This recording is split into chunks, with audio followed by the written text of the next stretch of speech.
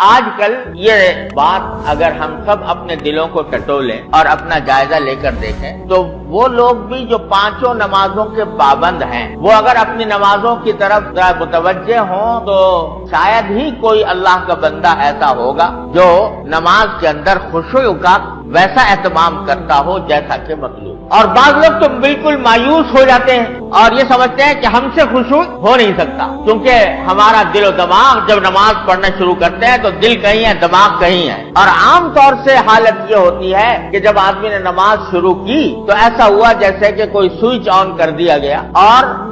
Automatic machine کی طرح زبان سے الفاظ نکل رہے ہیں اور نکلتے جا رہے ہیں، دل کہیں ہے دھیان کہیں ہے، اور نہ سجدے میں دھیان ہے نہ قرات میں دھیان۔ یہاں تک کہ بعض اوقات ایسا ہوتا ہے کہ جب نماز پڑھ کے آدمی فارغ ہوا، اگر اس سے کوئی پوچھے کہ پہلی رکعت میں کون سی سورت پڑھی تھی اور دوسری رکعت میں کون سی سورت پڑھی تھی تو بعض اوقات یہ بھی یاد نہیں۔ اس حالت میں ہم لوگ نمازیں پڑھتے تو بسا اوقات دل میں یہ خیال ہوتا ہے کہ جب اللہ تعالیٰ فرما رہے ہیں کہ نماز ہی ضروری نہیں ہے بلکہ خشوع بھی ضروری ہے، تو بعض اوقات مایوسی پیدا ہونے لگتی ہے۔ لوگ اپنی نماز کے بارے میں یہ سوچتے ہیں کہ بھئی ہم کیا، ہماری نمازیں کیا ہیں، یہ تو ٹکریں مارنا ہے اور یہ اللہ تعالیٰ کے ہاں قبول ہونے والی نماز نہیں ہے۔ لہذا اپنی اس نماز کی ناقدری کر کے مایوسی میں مبتلا ہو جاتا ہے، اور اس مایوسی کا نتیجہ بعض اوقات شیطان یوں بہکاتا ہے کہ جب تم سے وہ نماز صحیح طریقے سے ادا ہوتی نہیں، قابل قبول نہیں، تو پھر کیا ضرورت ہے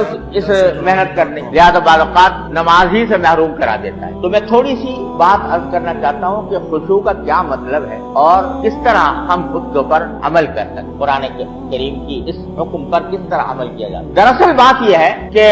خشوع کے معنی یہ ہے کہ اپنے اختیار سے آدمی ان الفاظ کی طرف دھیان دے جو وہ زبان سے ادا کر رہا ہے۔ اس کا آسان طریقہ یہ ہے، یعنی جب آدمی نے نماز کی نیت باندھی، سورہ فاتحہ پڑھنی شروع کی، الحمدللہ رب العالمین کہا، تو اس کو پتا ہونا چاہیے کہ میں الحمدللہ رب العالمین کہہ رہا ہوں۔ اپنے اختیار سے اپنا دھیان، اپنی توجہ، اپنا خیال ان الفاظ کی طرف لگائے جو وہ زبان سے ادا کر رہا ہے، یہ اتنا کر لے گا تو خشوع حاصل ہو جائے گا۔ اب چونکہ اللہ تبارک و تعالیٰ نے کوئی ایسا کام انسان کے ذمے فرض نہیں کیا جو اس کے اختیار سے باہر ہو اور جو اس کی طاقت سے باہر ہو،